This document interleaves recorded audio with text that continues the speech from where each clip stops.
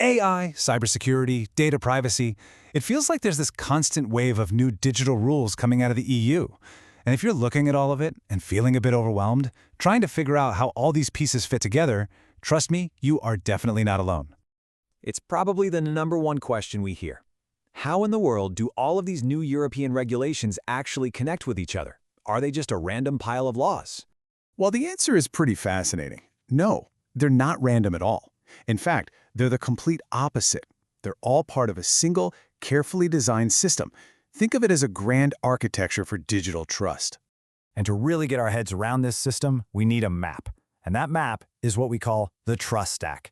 It's basically a layered model that shows us exactly how digital trust gets built, starting with the physical hardware and going all the way up to the complex cryptography that keeps everything secure.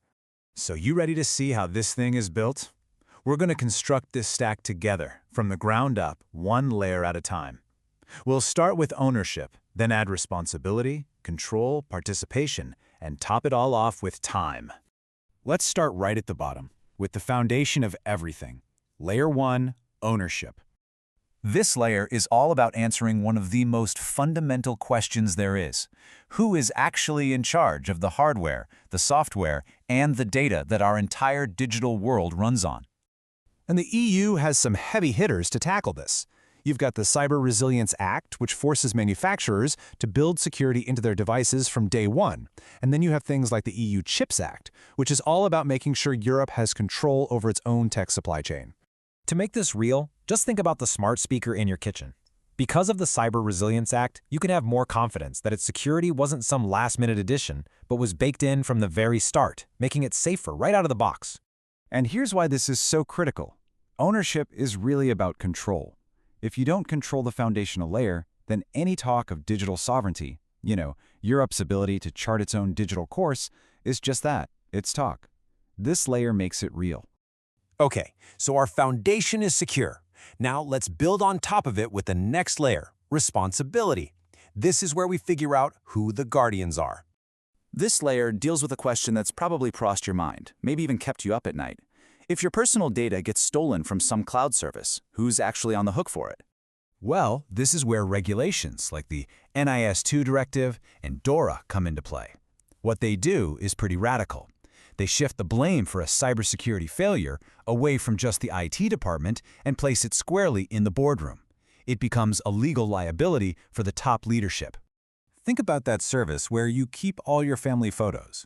Under these new rules, the company doesn't just promise to protect your data, they are legally required to. And if they fail, the executives themselves can face some really serious consequences. And that, right there, is a game changer. Cybersecurity is no longer just a technical problem for the IT folks. It's a top-tier board-level responsibility with very, very real legal teeth. All right, so we've got a secure foundation, and we know who's responsible when things go wrong. Now it's time for Layer 3, control. And this, my friends, is where we dive into the wild world of AI. The central challenge here is a big one. How on earth do we govern these automated systems when they're making decisions that can seriously impact our lives, from loan applications to job interviews? The EU's answer is the groundbreaking AI Act, working alongside GDPR. And the approach is smart. It's based on risk. The higher the potential risk an AI system poses to people, the stricter the rules it has to follow. Let's talk about social media. The AI Act is designed to regulate those mysterious algorithms that decide which posts you see and which ones get banned. It's about demanding more transparency and more human oversight. So what we're really doing here is defining the concept of machine authority. We are drawing clear lines in the sand, deciding exactly how much power and autonomy we're willing to hand over to an algorithm. The system is built, the rules are in place, so how do we get in? Welcome to Layer 4, participation. This is the front door, the gateway to the entire digital world. And the problem this layer solves is just massive. How can you prove you are who you say you are easily and securely to access services not just in your country but across an entire continent? The answer and the absolute key to this layer is the eIDAS 2.0 regulation and its creation, the European Digital Identity Wallet.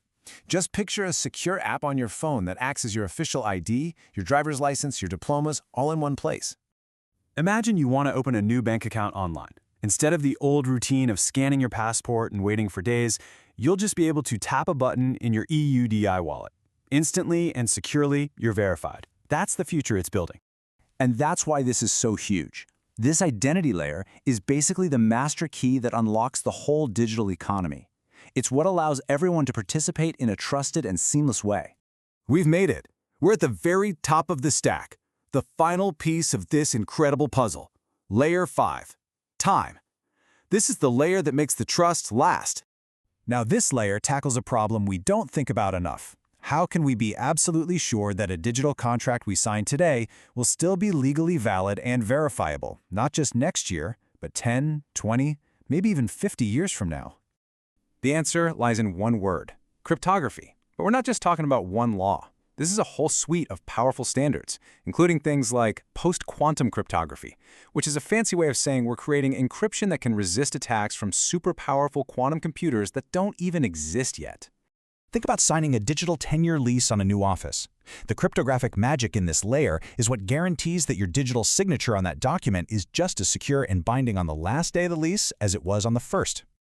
You see, this final layer is what gives our digital promises a future. Without it, every bit of trust we've built would eventually just expire.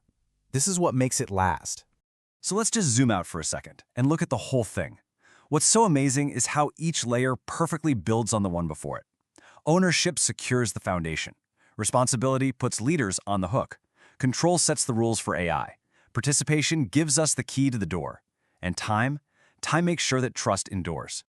When you look at it all together, you realize you're not just seeing a bunch of laws. What you're really looking at is Europe's operating system for digital trust.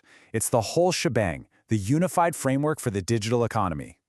But of course, a system like this can never stand still. And that leaves us with one final, massive question to think about. With the incredible power of quantum computing just over the horizon, how will that top layer of our stack, the cryptography, the layer of time, have to evolve to protect our digital trust for all the decades to come?